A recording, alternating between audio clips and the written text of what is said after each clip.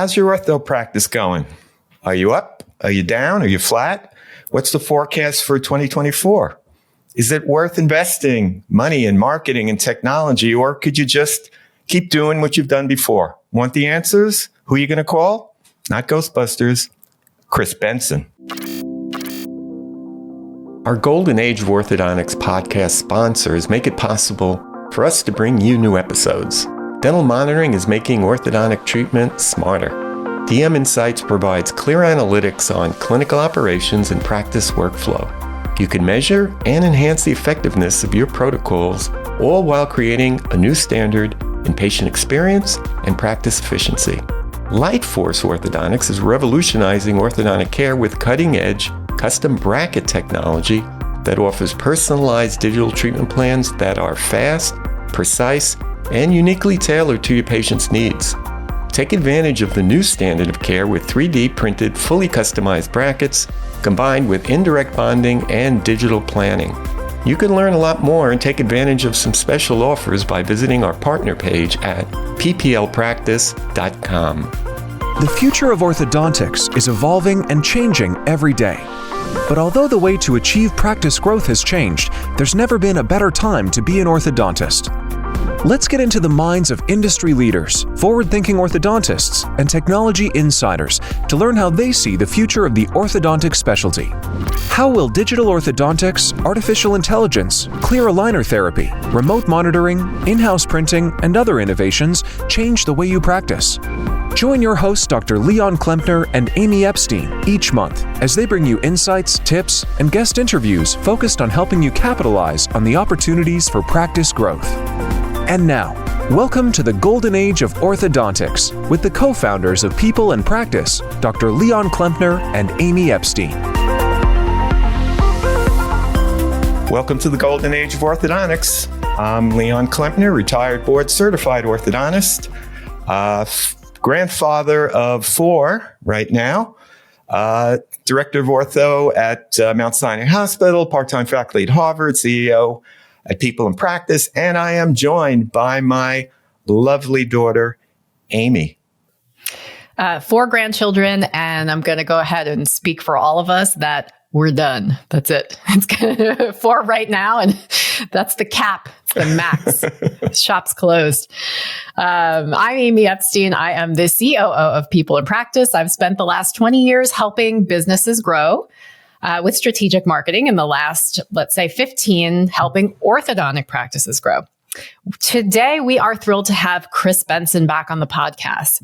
If you don't know Chris, I do not know too many people who do not know Chris. He is a partner at Benson, Copple and Associates in Greensboro, North Carolina. They do ortho practice valuations, provide recruiting services, negotiate transactions with both buyers and sellers.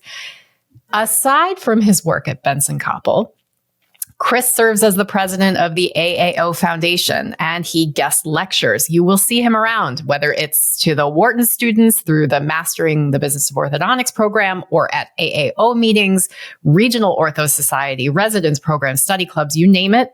Chris is our trusted advisor in the ortho industry. And Chris was recently awarded the AAO's prestigious award for outstanding contribution to the specialty by a non-orthodontist. Congrats on that, and welcome to the podcast, Chris. Amy, thanks so much. Great to be with you and Leon. I've got one getting married of my 3, so no grandkids yet, Leon, but I can't wait for that. So I hear it's a thrill. But we won't get the cart before the horse, but it's always great to be with you guys, and I appreciate the opportunity. Well, we appreciate it, Chris. And I've been looking forward to having you on because there are so many questions that come up. So let's start big picture. So since COVID, orthos have been trying to figure out what is normal. Are we getting back to normal? We had a big bounce, and then we've been flat. I know you've had an opportunity to take a look at the Q1 numbers for 2024. So I'm curious what your thoughts are and what your predictions are for the balance of the year. Yeah, it's been a roller coaster for sure. 19 was a great year. Then we had the COVID year. We were off 8%, but heck of a positive bounce back. 21 was that upside once in a 100-year flood year that everybody was double digit, bounce back. Then we hit 22, down 5 to 7%, depending on where you were. Then last year we were down 1 to 3, depending on where you were. And now here we are in 24. As I thought about 24 at the end of last year, I called it, I think it's going to be Groundhog Day. I think we'll experience 23 again in 24. Then I saw the January numbers, which are pretty darn good. But a lot of that is HSA reloading. We typically have good Januaries, but it was an upside surprise to me. I saw February, and it was a further upside surprise. So I'm going, maybe I'm getting old and not very smart. But March just was in the tank. When you really look at it, though, for the first quarter, we had an extra production day in January of 24 that we didn't have in 23. We had an extra, leap year production day in February that we didn't have. Those account really for, quite a bit. And then we had 2 fewer work days in March. So when you look at an average number of days, they were the same the first quarter this year as they were in 23. And for the quarter, we ended up minus 1% in production compared to last year, minus almost 2% in collections, and unfortunately, minus 3.4% in starts. So I think the way I was thinking about 24 at the end of last year is actually coming, it looks pretty on target. I think there's a lot going on in this country. There's a lot of angst, I think, after the election, regardless of which side wins, the consumer's going to feel better. And I think as soon as we get a couple of interest rate cuts under our belt, we're going to feel better. And so if you heard me lecture a year ago, I was thinking 24 would be a pretty good year 12 months ago. Things have kind of taken longer than I thought. Most economists thought. And I think this will be the first time, I saw some data recently in 30 years that we've had 3 down years in a row in ortho. The good news is we always bounce out of these things in a really positive way. And so while it's lagging and taking a little bit longer than any of us would like, 25, 6, and 7 are going to be killer good ortho years. What do you do between now and then? I think we'll talk about some of that, but it's time to invest. It's time to get ready for those 25, 6, 7 good years. If you're not already, the consumer is going to want certain things differently, I think, in ortho. And, we'll touch on some of those things, but not a bad start. I guess my charge to the industry is when you've got inflation, even though it's coming down, I think we ended up at 3.8% last year. We were 7% the year before. If you haven't raised your fees in the last couple of years, do that tomorrow. Because if we're going to be down 1% or 2% this year, if you raise your fees 2 or 3%, you're going to be flat. And I think flat is the new up in 24. Think of it that way. Mm-hmm. Right. So it's amazing what you say and what we hear and how it's just perfectly parallel. It's in some ways reassuring, but I'm glad to see that there's a light at the end of the tunnel, that we're looking forward to some good years. I want to talk a little bit about your comment about investing in at the moment. Ahead of that, I hear your lectures, and a lot of what you talk about is the technology that's available to orthodontists, whether it's custom digital braces or the different options for aligners, remote monitoring technologies. From a marketing perspective, we love this. This is great. It gives us the opportunity to differentiate practices, to promote things that we've not been able to before, to get in front of people we hadn't been able to get in front of before, the patients that maybe live farther away or are looking for different things. Can you tell us about the trajectory of that uptake of the different technologies in the ortho industry and how you're seeing it, maybe prepare orthos for the coming years or hedge against what's happening right now? Like, how is this technology paralleling what we're experiencing industry-wide? Yeah, I have talked really, I guess, for the last little bit less than a decade about, digital in your practice is where you got to be. And And a lot of my work has been centered around, how do you trade $100, $200, $300 fistful of brackets for a lab fee that's $1,000 or more? And how do you do that profitably? We spent a lot of time on that. We understand revenue per full-time equivalent and all these kinds of things that we've been talking about. However, we just had aligners really in that digital space. And they're now 27 years old, Invisalign is, and there's 100 aligner companies in the globe, if you can believe that. You and I could name 6 pretty easily, but 100. And the last 2 or 3 years in North America, aligner starts have fallen drastically lower. So have adult starts since 21. But that's only 30% of our starts. So 70% of our practices were still analog with braces. Now we have the advent with a growing cohort of digital braces providers, where we, for the first time in the history of the specialty, can have a new patient come in, scan that patient, and have a discussion about, would you like custom aligners or would you like custom braces? And, the players in that digital braces space are growing. And, the obvious company is Lightforce. That's going to, just tremendous growth. That's going to be Invisalign 2.0 on the braces world. But you have some other players in there, KLO and ODO and some others. And then you have just about every bracket company that has an aligner offering some kind of, use our software to do a setup and we'll do an indirect bonding, braces case for you. And that's how they're playing in that field. And that's growing like crazy.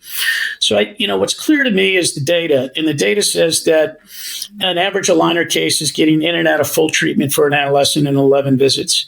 An average analog case is getting in and out of treatment and braces in 18 visits. And when you think of yourself as a consumer of orthodontics, of which of those two options would you have? The consumer today has a clear choice, and that's fewer visits. And now you can do that custom with 11 appointments for the digital braces cases and 11 appointments for the aligner cases, so they're equivalent. So we're going to see a huge uptake in the future. It's happening now in the digital braces side of the business because that's what the consumer wants, and you can do a fantastic job as an orthodontist with it. You don't take any arrows in the chest right now as far as being early, because even the digital braces company, I think Lightforce has been out 5 years. These other ones, 2, 3, 4 years. Those products will continue to improve just as aligners did. But that's what people want to do. And when you overlay that with kind of the third leg of digital, which I would say aligners is one leg, digital braces another leg, or indirect bonding, if you want to look at it that way, and then some kind of remote monitoring system. And I know the most about dental monitoring, but there's there's Gren, there's Virtual Assistant with Invisalign. There's a lot of those out there. But when you use those three, that's the future of the specialty. In the 35 to 45-year-old orthodontist, get that. When you query the residents, they want to start that way. It's my age group that's the problem, because we're expert in, we've mastered analog braces, and to change that is difficult. And so it'll take a while, but the double-digit growth going forward is going to be in the digital braces companies. I think Align will continue to grow at 6 to 7% year over year. But, I look at those numbers in North America and I say, how do they keep hitting their quarters? It's because, orthodontics across the world have expanded, and 75% of their business is outside of the boundaries of North America now. So they're growing there. The future is digital. It's clear to me, and you can make money doing it. And we've cracked that code, but you can now really lever the efficiencies that come with digital on the number of people you need, which we haven't had when we were just in the aligner space. Yeah. So, I mean, we've been saying similar things to our clients for a long time.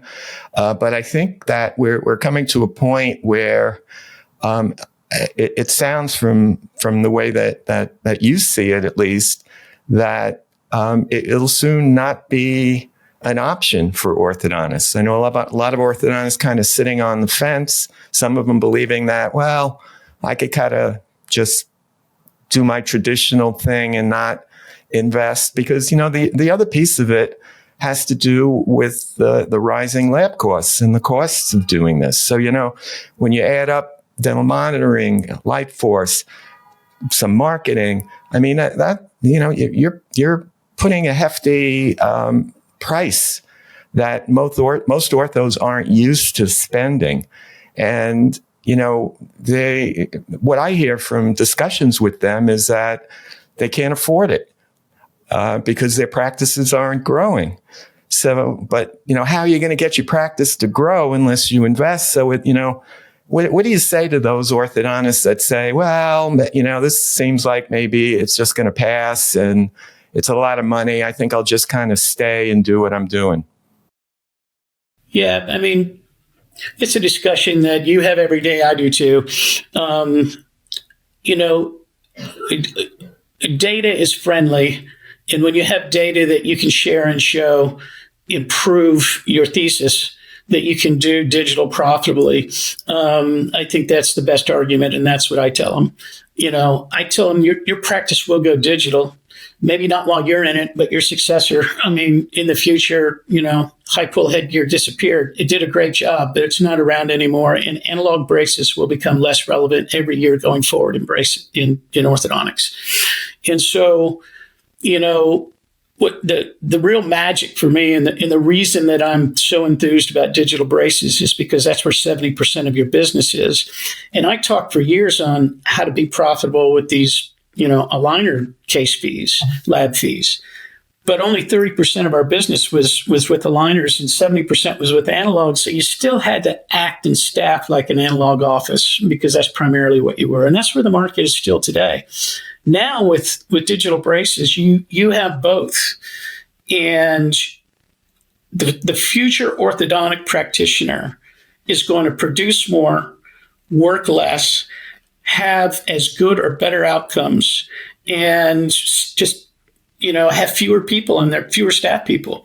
And that's very clear to me. And so there's so many examples that I could share just serially, practice after practice after practice, that is either all in digital or it's 70 to 80% combination braces and aligners, and their overhead is 50, 55%. Because they don't have all the people. And that's the only way you can titrate this. You have to trade people cost for lab cost. And that's the only way it works. But it does work. And your quality of life inside the practice is better. You can trade that extra time that you get back for more time with the patient, if that's what you want, or less time at the practice, if that's what you want, or delaying adding that associate or partner, if that's what you want. I mean, it's got all kinds of positives. And I see that the younger generation wraps their arms around this. They understand that. It will take a while because I think the clients that are spending money with me on transition, that's the argument they have. Hey, Chris, I don't want to go to digital because I don't want my overhead to go up. And it does for a short time. There's a valley of about 6 to 8 months, depending on how you do it, where you actually probably do make a little bit less money. And so growth takes care of a lot of that, right? And we've not been in a high growth period. So there's been some hesitancy to go there. But we're going to grow. And this takes a minute to understand and get on board. So if I'm spending money as a practitioner in 24, I think I got to dip my toe into the digital braces space with whatever option that you want to choose. And if you're like me, I'm a small business owner. I hadn't updated my website in 10 years. And I'm just doing a new website. I mean, you got to be able to tell your message in a relevant way to the consumer. Those are two good places to be. And as I've always said, the practices that outperform on every operational and financial metric that we value have somebody like you in their life. And so, you have to have a sensei, and part of the attractiveness of these OSO and group practices is we got some smart MBA type people that know how to make the phone ring, that know how to do systems, that know how to do websites, that know how to implement and buy things cheaper. And that's part of the attractiveness of that. But even those companies have had a hard time growing. But now's the time to invest. It's clear to me that you can raise your fees. You'll be flat on cash, make an investment. We're not talking about anything that will break the bank this year, but be ready for this growth so you can speak to the consumer. anecdotally, I'm also seeing, I can't prove it, but I believe it, is that the digital practices are outperforming the non-digital practices when it comes to growth. And so, you always hear the unicorns and things like that. But if you just look at the whole body of work in the orthodontic independent practice space, the ones that are digital are actually growing in this environment, and the ones that are not. So, I think facts are friendly. Let's look at the data. And if you want to go there, the later you get there, the later you get the results. Yeah. We're always looking as marketers through the lens of the patients and the parents, and certainly the convenience factor. But there's another element that I heard you speak about recently, and that has to do with the birth rate and the number of kids, and the necessity for orthodontists to appeal to adults and to supplement that is, during a period of time where we might see a decrease in the number of kids. What is the forecast in terms of the next 5 or 10 years in terms of kids in our practice? The business of orthodontics is unique in many ways, but one way it's unique is that 70% of your case starts on average today are 11 or 12-year-olds, give or take. So you rewind the tape to birth rates 11 or 12 years ago, and you can kind of see what's coming into the market as a whole. And when we had that 100-year flood year in 21, and you go back, we were at the peak. We had 4.3 million births that year. And then we went to 4.2 and 4.1, and we're now in the 4 million. And we leveled off at 4 million for about 4 years. So what we see coming into the market right now is going to be steady for the next 3 years. But then it goes down to 3.9, 3.7, 3.6, 3.4. And so if I know that, and I know that competitiveness is not decreasing, it's increasing for lots of reasons. I know that orthodontists are actually, with digital technology, for one reason, working longer. And so I better have a strategy that I'm starting to think about on how to speak to the adult marketplace, because they're going to be super important. And we saw them in spades in COVID. They had time, they had money, they were working from home, we had the Zoom effect, all those things were true. But then in 22 and 23, they fell off the map. They'll come back. It's not linear, but they're there. How are you speaking to them? And we've seen Smile Direct Club go bankrupt. That's a great thing, because 2 million people said yes to that idea. And when a lot of orthodontists tell me, Chris, I don't want that patient in my practice. And I said, really? You don't want firemen? You don't want teachers? You don't want government workers? You don't want shift workers? All these people can afford whatever option you have, whether it's full treatment or a limited treatment. And so I think we've talked in the past about limited treatment. I'm a huge fan of it. I think you can make great money doing it. There's direct print options and things like that now that really bring the cost of that idea down. And so I would be thinking, if I'm a orthodontic business owner that's starting now, it's got another 30-year plan, I want to do a great job with my supervision patients. That's you guys. I want to do a great job, speaking the language that the adult patient needs to hear, which is flexibility in when I can come in, flexibility in payments. You don't have to get the perfect occlusion. You can get a, Smile Direct Club-like experience, and price, will be higher, but not that much higher. And I'm going to start speaking to those folks on my digital media sites, because that's where they go. And, I think that is very important especially if I'm under 40 and I know I got 20 years left, I know what's coming. So I got to get good at this. And it takes a while to get good at this. Yeah. Just to go a little, full circle to the technology, the implementation of technology and the targeting of adults. I mean, the benefits of a digital workflow really speak to adults. Fewer appointments and being able to, with remote monitoring, be treated from, the comfort of your home, and all that stuff is those messages speak exactly to what works for many adult patients who are trying to squeeze in orthodontic treatment. And if they can't, they won't do it.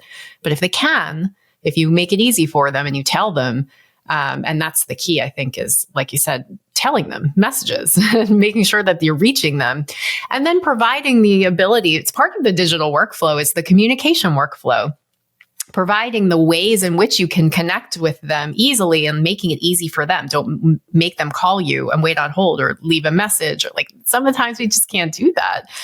But we can, in between pickups and drop-offs and all that thing, send a text message or, reply to something.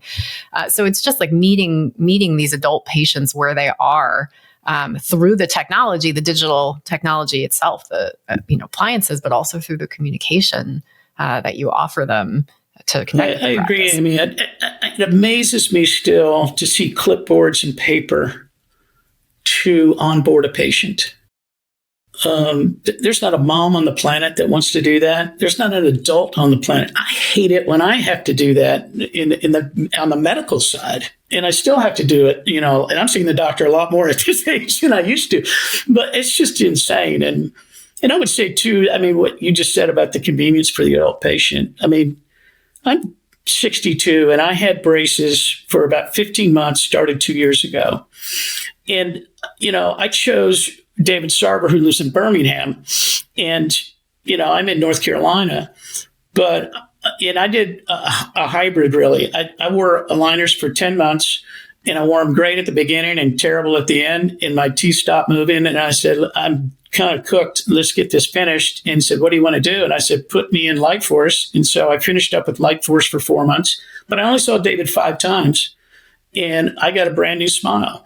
That's what the adult patient wants. And it's possible all day long, however you want to do it. You can see him more than that.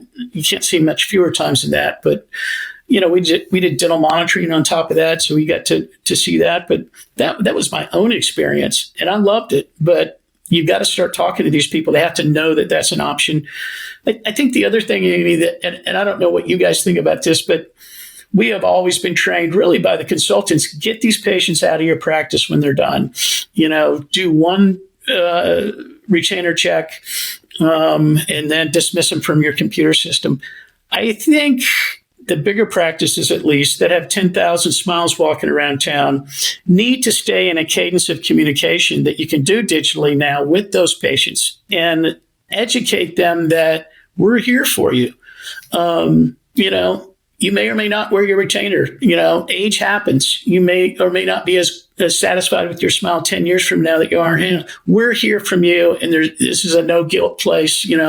We're fine. There's a lot of patients out there that have been seen by an orthodontist in their town that won't go back to that person because they think they're going to let that person down. But if I'm in communication with them digitally, it doesn't take a staff person.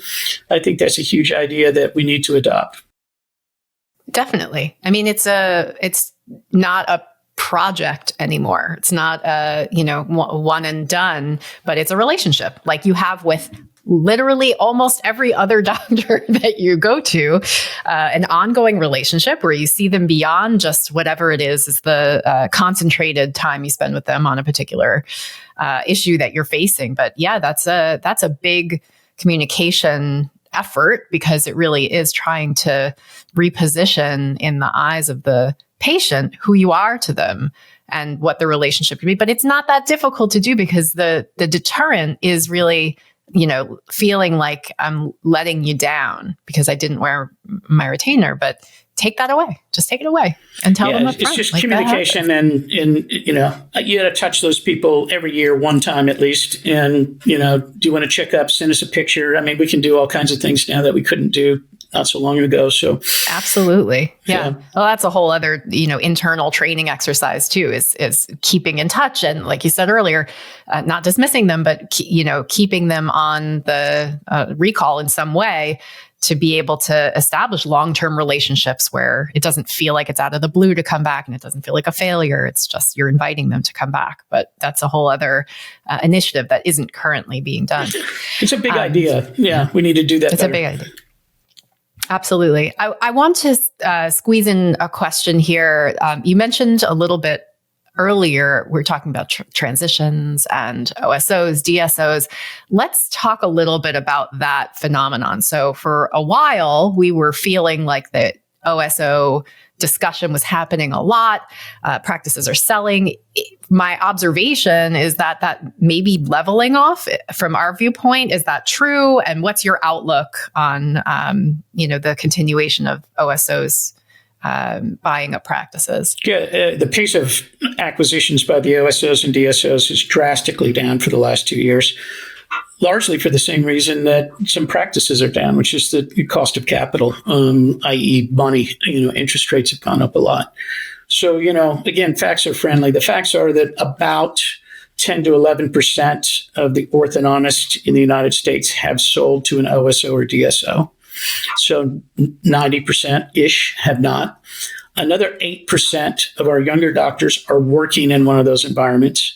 So if you look at the population of roughly 10,000 active licensed orthodontists, 1,800 of them are somehow attached to that idea. The 8% that are working are not staying there. They're bouncing out, and they want to be Leon someday. And they want to run their own shop and run their own deal. But we have this kind of delayed, you have a job or two, and then you bounce out and buy your practice, partner with the practice, and so forth. So the question really is we're down acquisition-wise. 21 was a huge acquisition year after COVID. And then 22 was down 25 to 30% from there. Last year was down another 15 to 20%. Most of that is because the cost of money. It just is more expensive for the OSOs to do that. Once you see interest rates come back down, end of this year, first part of next year, you're going to see that ramp up again. Where does it go? I really do think it'll go to 30%, because if I have a $3 million practice, it financially is likely the best option for me. If I have a practice underneath that, which is 80% of the practices in the country, I may not want to go that route. But I think it grows to 30% of the orthodontists in the country, and I think the other 70%, for as long as I can see, are going to be independent, cottage industry folks. And so, if you have a kid that wants to be an orthodontist, this isn't going to be like pharmacy. This isn't going to be like and that's the anecdote I always hear. It's not going to be like that. And it's going to be whatever you want it to be. And so I think orthodontics long-term, very bullish on it. But I do think these guys will grow. There's some distressed orthodontic assets out there right now in the corporate world, but they'll get refinanced. There's a lot of money in ortho, as we all know, and it's not going to go away. Mm-hmm. Well, Chris, thank you. It's refreshing to talk with you because I really enjoy facts. I think facts are friendly too. I love data, and you're the data guy in ortho. So it's always great to talk with you because you have good observations, but they're always data forward and data based. So appreciate your time as always. If there are questions from our listeners and they'd like to be able to connect with you, what's the best way to reach you? Yeah, we've been around for a while. Our website is bensoncopple.com. My name's spelled weird. It's got a T in it. So if you get that right, you'll find us. And of course, you can just Google us and Google Chris Bentson and you'll find us or whatever. Would like to take the opportunity to say that Shannon Patterson has been a partner here for a long time, and we are changing the name of our company to Benson, Copple, Patterson and Associates to add her and recognize that. And we're making that debut at the AAO in New Orleans. So it's not like she's a new partner, but she's been with us for a while and just hasn't gotten the recognition. We decided to do that when we were changing our website. Very good. All right. Well, congrats. And that's wonderful. We look forward to seeing you at the AAO. We're going to be exhibiting there and speaking there, and I'm sure you are too. And so we look forward to reconnecting there. Well, you guys do great work for your clients. I mean, the results speak for themselves, and it's just nice to have this relationship now for a long, long time. I don't know how many of these we've done over the years, but 4 or 5 of them. It's nice to have a chance to reconnect every year or so. So I appreciate you having us on and listening to what we're kind of seeing. And anytime we can be of help to you, we're there. And if you're an orthodontist out there listening to this, do not be discouraged, be encouraged. It's going to A, get better, and B, you're in one of the best professions on the planet. Absolutely. Those are our sentiments. And we close out the show with a similar sentiment every time. We'll do it today as well. Chris, thanks again. Looking forward to seeing you soon. Thanks, Abby. Thanks, Leon. You can subscribe or download other episodes on Apple Podcasts, Spotify, SoundCloud, YouTube if you want to see our faces, or wherever you get your podcasts. And if you enjoyed it, we'd appreciate you telling a colleague. For more information about People in Practice, you can visit our website at pplpractice.com. You can even chat it. Text directly with my dad if you want in that little chat box. He's on the other side of it, and he'll get back to you. You heard it from Chris. For forward-thinking orthos that are not afraid to adapt, to invest in marketing and new technologies, it really has never been a better time to be an orthodontist. We're in a golden age right now. Take advantage of it. So bye for now. Thank you for tuning in to the Golden Age of Orthodontics. Subscribe now on Apple Podcasts, Spotify, or visit our website at thegoldenageoforthodontics.com for direct links to both the audio and video versions of this episode.